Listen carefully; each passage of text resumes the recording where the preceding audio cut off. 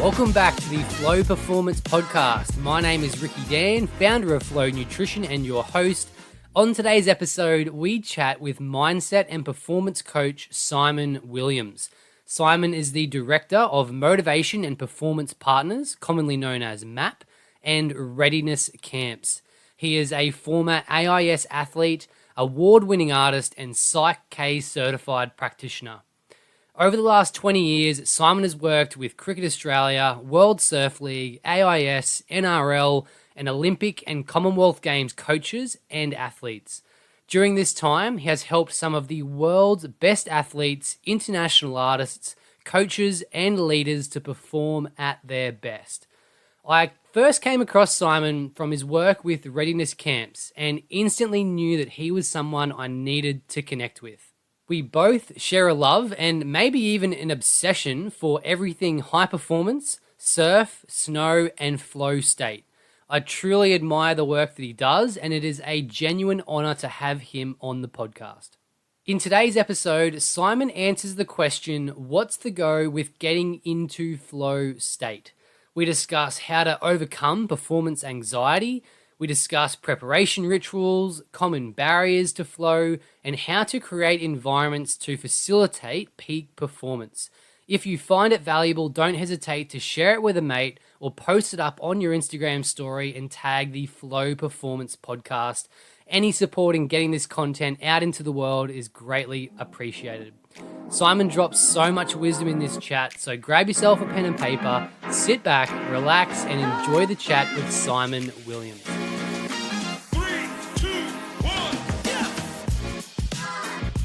Welcome back to the Flow Performance Podcast. My name is Ricky Dan, founder of Flow Nutrition.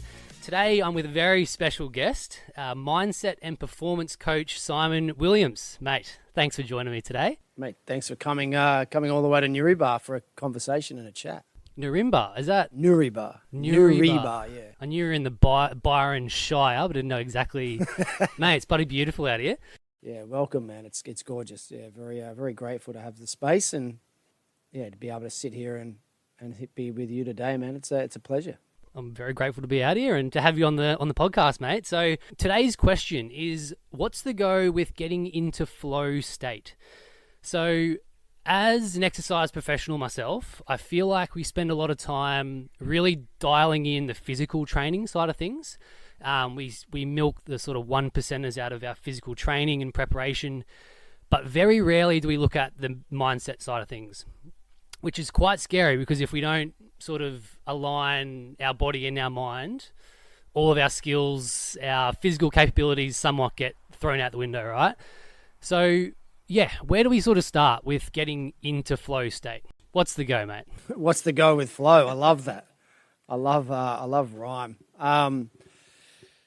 Mate, I guess you want to start to look at it foundationally and what is flow. For me and from what I've studied and from what I've learned and from what I've experienced, flow begins in a state of calm. So for me, calm is the foundational state for all high performance, and the highest performance is flow state. So what can we do as individuals to create more calm in our lives, off snow or out of the ocean, off the skateboard, off the sporting field, ultimately, or even out of the office, whatever it is that we do that creates pressure. What can we do outside of those realms that creates a state of calm, so that when we step into the zone or we step into the cauldron, that we have a greatest ability to regulate or to hold ourselves into a greater state of control, and therefore being able to perform better. So I find that any practices, and you've probably heard and expressed a lot of these on the podcast, any practice that allows you to create a fundamental state of wellness, of health, and of calm, whether it's breath work, your food, your nutrition, we've talked a lot about that, the water, the sleep patterns. There's within MAPP, we've coined this the fundamental 7, which comes into our state of calm, which is in one of our processes, is the foundational state. And we talk about a lot of those things in terms of there's 7 core practices that you should be focusing on every single day And again, finding those plus ones that you talked about to increase your ability to physiologically regulate. Because ultimately, high performance is just performance where there's pressure. And pressure's imagined, bro. Like, it's an imaginary thing. And it's a subsidiary of fear. It doesn't feel like it, though, when you're in that moment. It feels like the pressure is weighing 1,000 tons, right? Totally. And if you can understand where it's coming from, pressure, ultimately coming from a state of fear, of missing out, of failure, of success, whatever your fear is, judgment. If you've practiced and prepared your state to not fear those things in the moment, or not fear those things leading into the moment, you're going to create a greater state of awareness, a greater state of an ability to stay in the moment, staying present, to create that state of flow that you're looking for. Because again, like, flow is just presence under pressure. And if pressure doesn't exist, then you're just present. So what we want to try and do is see, and we'll talk about this probably in a later app, but in terms of ability and challenge, that how do you activate a state of flow state? You have to have something that is challenging you to the highest that you've ever been challenged. So the highest amount of pressure that you've ever been under, that is really the only state or experience that will be able to activate flow state.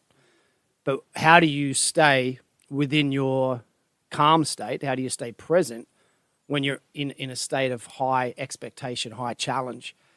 And that has to be prepared, but it has to start with a foundational state of calm. That sounds very easy, but very, very hard to do. So how would you actually practice that? Is that something that you would implement into your training?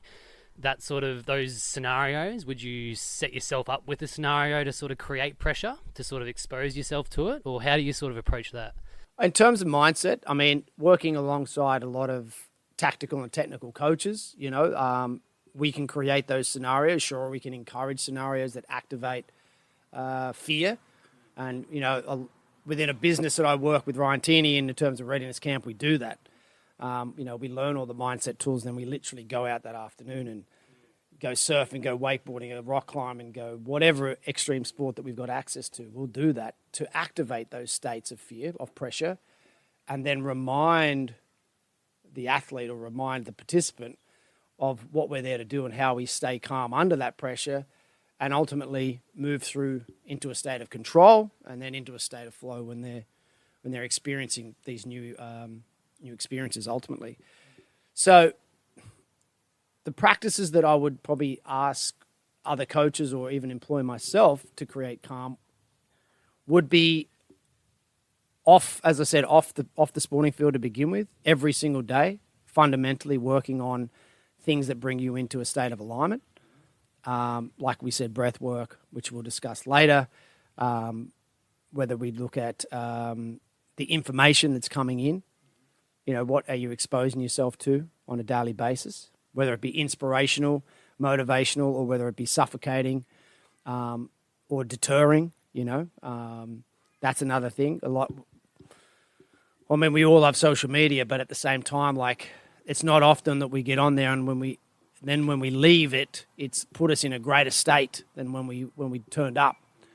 So if that's a performance tool, it's not working. There's ways in which you can combat those sorts of things. Like, as I said, these are the things off the training park. Yeah, or off but the that's park. that's a proactive approach, right? Like, I love that be. because that's you stepping up and preparing yourself to the best of your ability. But let's say we've done all those things. We're practicing mindfulness. We're practicing being present. What can we do if we're standing at the top of the run, or we're about to paddle into that wave, or we're about to make that big presentation? What are some of the strategies if we're thinking of these things, like we've got the fear, the judgment, the vulnerability, all these things creeping up on us? How can we then stay in that moment and perform or get into flow state? I would think, and I hope this doesn't sound too controversial, but I would think if you're in that state, you're not going to get into flow.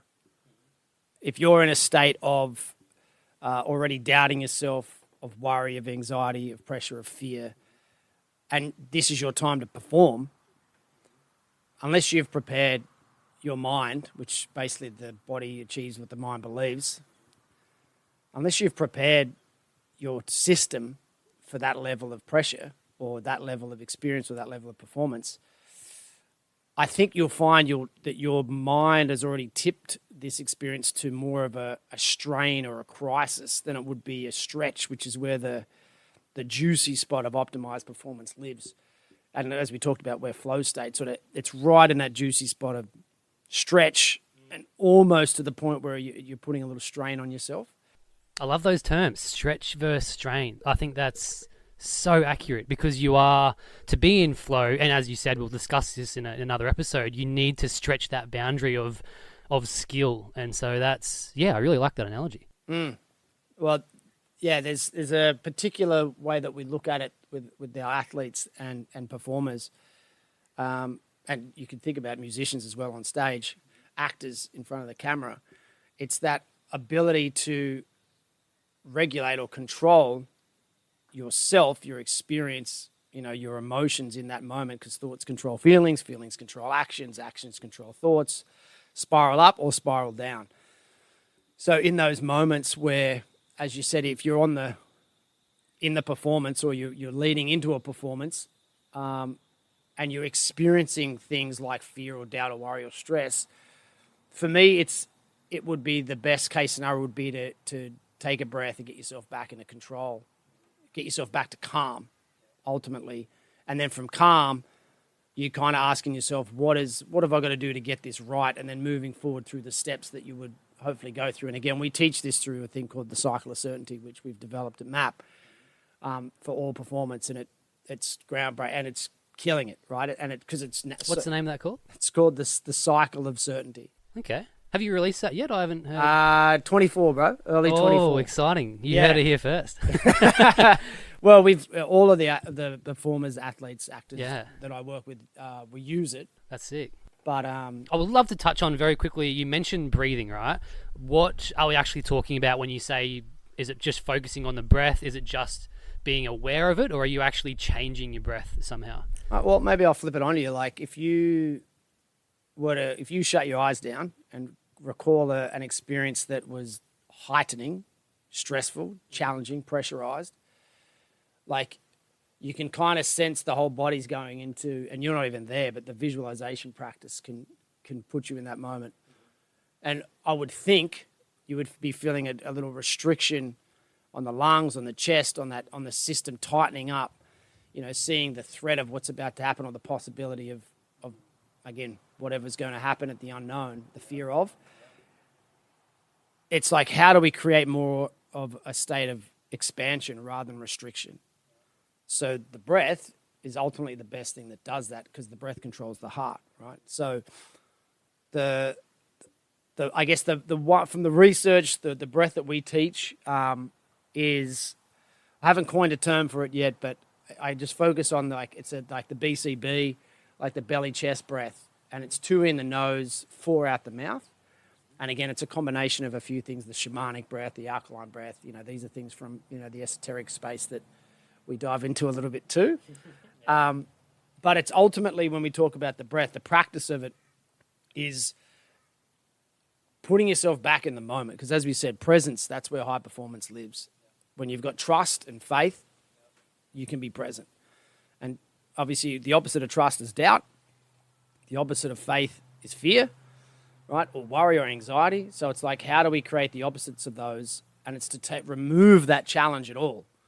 Doesn't exist. So let's say you're standing in front of a 50-footer and it's the first time you're at Threadbow and, you're going to drop in on this thing and invert or whatever it is that you've been practicing on airbag, or, as you said, the surf's jacking up to, used to 4 foot and it's now 6 to 8 and it's heavy, and you've got 2 options. You either ride it out and you work it out, or you ride in, So if you want to have a crack at it, like the idea would be to get yourself calm.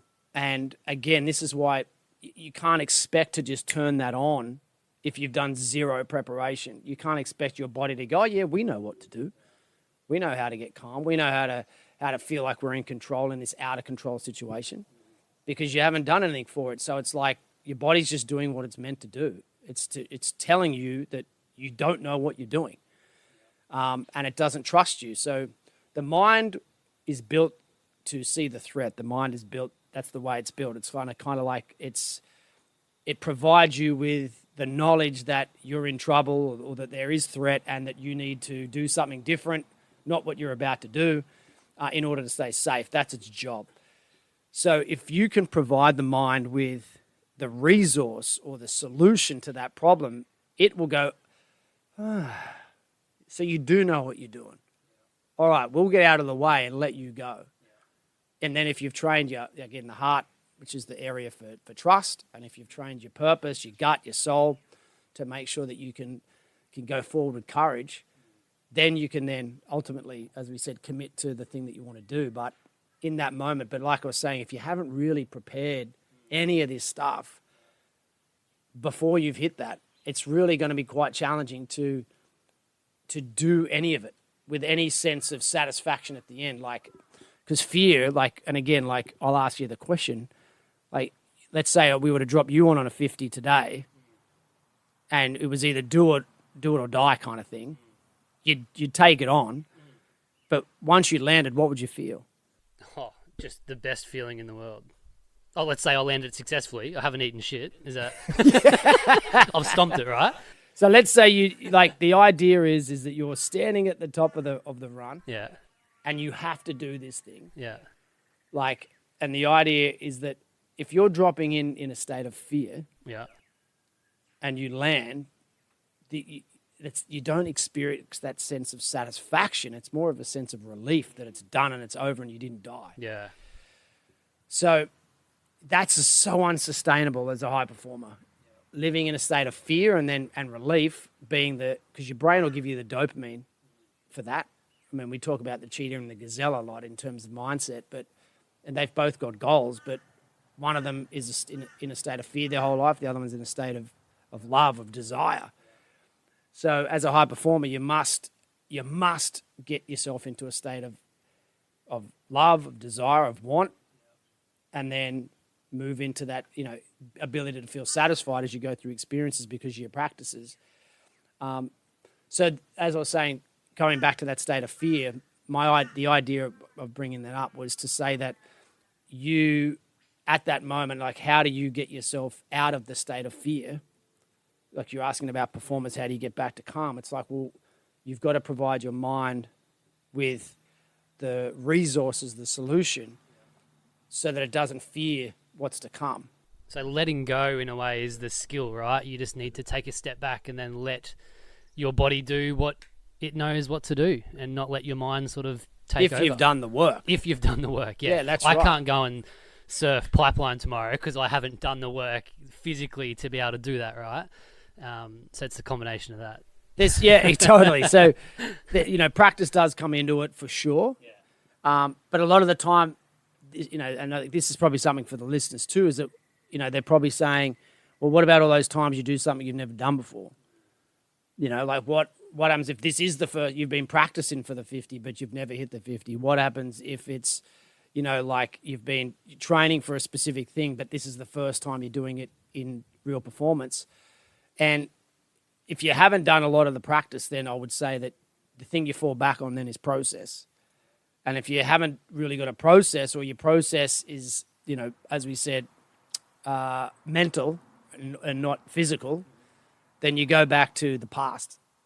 And what have you done in the past that has allowed you to believe that you can achieve something that you've never done before? And we've all done that. Like, we did it since we were a kid. Like, I always use the analogy of the baby. It didn't know how to walk until it tried, and then fell, and then tried and fell and tried and fell. And then all of a sudden, 40 years later, or however old we are, me, not you, but we're running, we're jumping, we're doing all the stuff without even thinking about it. It's become unconscious, So it's the same sort of thing. You drop down, practice is obviously the greatest form of preparation, but making sure you're practicing the right process, and then you've got the past as well that's going to allow you to call on if you need to, if this is the thing that's going to get you to go.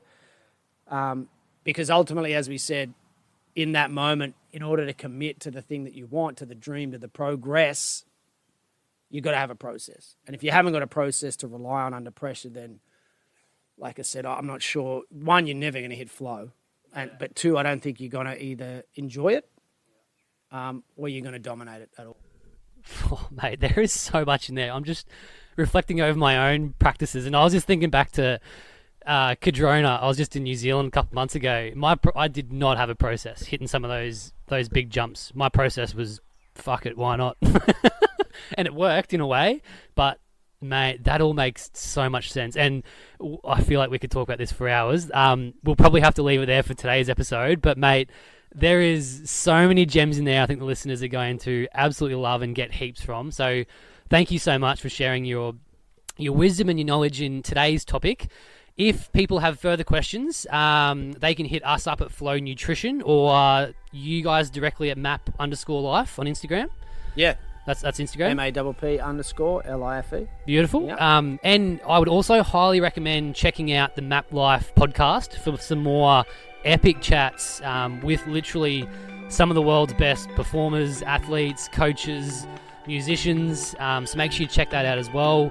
But yeah, thanks again for jumping on, mate. And thank you, listeners, for tuning in. We'll catch you again next week. Cheers, bro.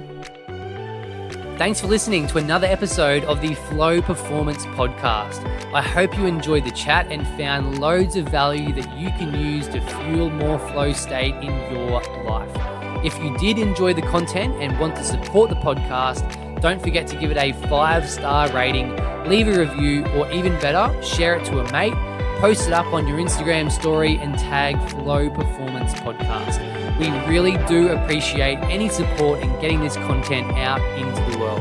So thanks again for tuning in, and we will catch you again next week.